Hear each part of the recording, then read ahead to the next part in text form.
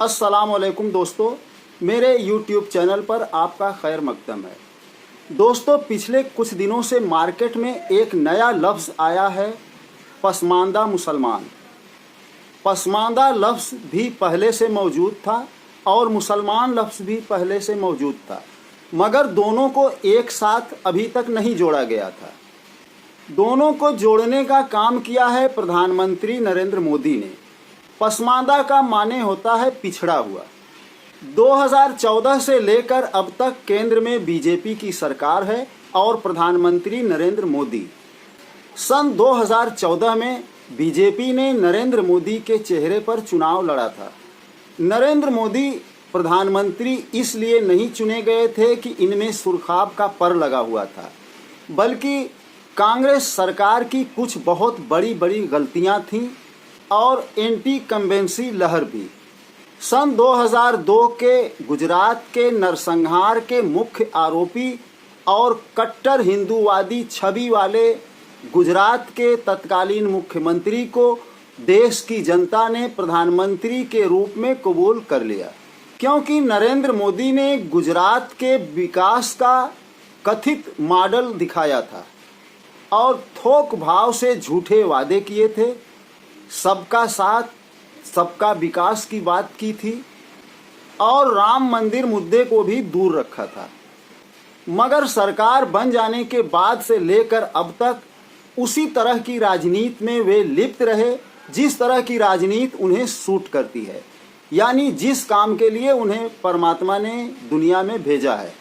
10 साल की मुस्लिम दमनकारी नीतियों की वजह से मुस्लिम मतदाता इनसे काफ़ी खिन्न रहे हैं और महंगाई, गरीबी, बेरोजगारी और भ्रष्टाचार जैसे बड़े मुद्दों से भागकर धर्म की आड़ में छिपने से हिंदू मतदाता भी इनसे काफ़ी नाराज रहे हैं। और ऐन चुनाव के वक्त से कुछ पहले आरएसएस प्रमुख का ये बयान कि नरेंद्र मोदी की लोकप्रियता पहले जैसी नहीं रही और कट्टर हिंदूवादी राजनीति के सहारे चुनाव की नैया पार नहीं लग सकती। नरेंद्र मोदी ने इसका तोड़ ये ढूंढा कि अब मुस्लिम मतदाताओं को भी 2 फाड़ में बांटने की कोशिश की जाए तो इसका चुनावी फायदा उठाया जा सकता है। नतीजतन मुसलमानों के बीच इन्होंने अगड़े मुसलमान और पिछड़े मुसलमान की खाई खोदने की कोशिश की और पसमानदा मुसलमानों की बात करने लगे। हमारे जो पसमानदा मुसलमान भाई बहन हैं, उनका तो जीना भी मुश्किल करके रखा हुआ है। जो पसमानदा मुसलमान हैं, उन्हें आज भी बराबरी का हक नहीं मिलता। उनके ही धर्म के एक वर्ग ने पसमानदा मुसलमानों का इतना शोषण किया है। अब पसमानदा मुसलमानों को इन्होंने चुनाव में कितना मुतासिर किया, ये मेरा विषय नहीं है। मेरा विषय ये है कि क्या मुसलमानों में भी अगड़े मुसलमान और पिछड़े मुसलमान होते हैं। मोहतरम बुजुर्गों, भाइयों और दोस्तों, एकता और समानता इस्लाम की बुनियादी तालीमात में से एक है। कोई भी इंसान जन्म के आधार पर ऊंच या नीच, छोटा या बड़ा नहीं होता। मगर अफसोस के साथ ये मुझे कहना पड़ रहा है कि भारतीय उपमहाद्वीप के धरातल पर ये तस्वीर कुछ अलग सी दिखती है।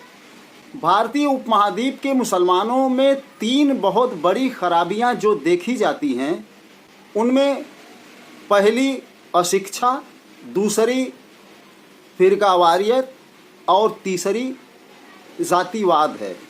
सऊदी अरब की सरहद से जब इस्लाम बाहर निकला तो सबसे पहले ईरान, इराक, सीरिया, मिस्र वगैरह पड़ोसी देशों में नहीं बल्कि सीधे भारत आया, अरब के सौदागरों की तबलीग के जरिए। आज भारत में सन 622-23 के आसपास की बनी 3 मस्जिदें इस बात की गवाही दे रही हैं। मगर बाद के सालों में भारत में बड़े पैमाने पर इस्लाम फैला तो ईरान के सूफियों के ज़ेरे असर भारत के लोग اسلام تو قبول کر لیے مگر ذاتیوں کو اپنے آپ سے الگ نہیں کر پائے۔ یہ بات سبھی مسلمان مانتے ہیں کہ اسلام میں برادری واد، جاتی واد بالکل نہیں ہے، مگر شادی بیاہ کی بات آتے ہی بھارت کے مسلمانوں کا گوترواد کھل کر سامنے آ جاتا ہے۔ بھارت میں فرقہ واریت نے بھی مسلمانوں کے جاتی واد کی جڑوں کو کافی مضبوط کیا۔ مولانا اشرف علی تھانوی نے اپنی مشہور کتاب بہشتی زیور میں باقاعدہ سید، شیخ، پٹھان، نائی، درزی، جولاہا ذاتیوں کا ذکر کر کے ایک دوسرے سے اونچا یا نیچا ہونے کی بات کی ہے۔ جاتی واد کے اس معاملے کو ٹھیک سے سمجھنے کے لیے ہم شریعت کے پاس چلتے ہیں۔ اس کے بابت قرآن اور حدیث میں کیا حکم آیا ہے، جاتی واد کی کس حد تک مذمت کی گئی ہے، یہ بات میں پروفیسر شمس الاسلام صاحب کے ایک مضمون سے سمجھانے کی کوشش کرتا ہوں۔ محترم بزرگوں، بھائیوں اور دوستوں، غیر برادری کی وجہ سے رشتہ ٹھکرا دینا ایک بہت بڑی جہالت ہے اور یہ اسلامی تعلیمات کے خلاف ہے۔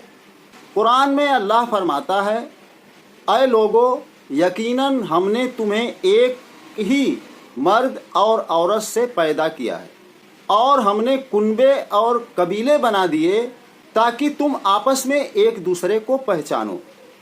اللہ کے نزدیک تم میں سے سب سے زیادہ عزت والا وہ ہے جو سب سے زیادہ اللہ سے ڈرنے والا ہے۔ بے شک اللہ خوب جاننے والا ہے اور باخبر ہے۔ سورہ حجرات آیت نمبر 13۔ یعنی ذات اور برادری کی وجہ سے کوئی کسی سے افضل نہیں، بلکہ بہتر و افضل وہ ہے جو سب سے زیادہ متقی اور پرہیزگار ہو۔ اللہ فرماتا ہے، بے شک سارے مسلمان آپس میں بھائی بھائی ہیں۔ سورہ حجرات آیت نمبر 10۔ جب سارے مسلمان آپس میں بھائی بھائی ہیں تو ایک مسلمان دوسرے بھائی کی نظر میں صرف قبیلے میں فرق کی وجہ سے کمتر اور حقیر کیسے ہو سکتا ہے؟ اللہ فرماتا ہے، مومن مرد اور مومنہ عورتیں ایک دوسرے کے مددگار ہیں۔ سورہ حجرات آیت نمبر 71۔ ابن عمر رضی اللہ عنہما سے مروی ہے کہ فتح مکہ کے دن رسول اللہ صلی اللہ علیہ وآلہ وسلم نے لوگوں کو خطاب فرمایا، لوگوں، اللہ تعالیٰ نے تم سب سے جاہلیت کے فخر، غرور اور خاندانی تکبر ختم کر دیا ہے۔ اب لوگ صرف دو طرح کے ہیں، ایک وہ شخص جو اللہ کی نظر میں نیک، متقی اور کریم ہے، دوسرا فاجر، بدبخت اور اللہ کی نظر میں ذلیل ہے۔ تمام لوگ آدم کی اولاد ہیں اور آدم علیہ السلام کو اللہ نے مٹی سے پیدا کیا۔ دوسری حدیث ابو ہریرہ رضی اللہ عنہ سے مروی ہے کہ رسول اللہ صلی اللہ علیہ وآلہ وسلم نے فرمایا، جب تمہیں کوئی ایسا شخص شادی کا پیغام دے جس کی دینداری اور اخلاق سے تمہیں اطمینان ہو تو اس سے شادی کر دو، اگر ایسا نہیں کرو گے تو زمین میں فتنہ اور بڑا فساد برپا ہو جائے گا۔ فاطمہ بنت قیس رضی اللہ عنہا سے مروی ہے کہ نبی کریم صلی اللہ علیہ وآلہ وسلم نے ان سے فرمایا، اسامہ سے نکاح کر لو۔ انہوں نے اسے ناپسند کیا۔ آپ صلی اللہ علیہ وآلہ وسلم نے پھر فرمایا، اسامہ سے نکاح کر لو۔ کہتی ہیں کہ میں نے اس سے نکاح کر لیا اور اللہ نے اس میں اتنی خیر و خوبی دی کہ مجھ پر دوسری عورتیں رشک کرنے لگیں۔ فاطمہ بنت قیس رضی اللہ عنہا ضحاک رضی اللہ عنہ کی بہن ہیں اور ایک مشہور صحابیہ، سب سے پہلے ہجرت کرنے والی عورتوں میں ان کا شمار کیا جاتا ہے۔ بڑی حسین و جمیل، عقل مند، سمجھدار اور صاحب کمال خاتون تھیں، جبکہ اسامہ بن زید رضی اللہ عنہ نبی کریم کے آزاد کردہ غلام تھے۔ اس نکاح میں اللہ نے بڑی خیر فرما دی۔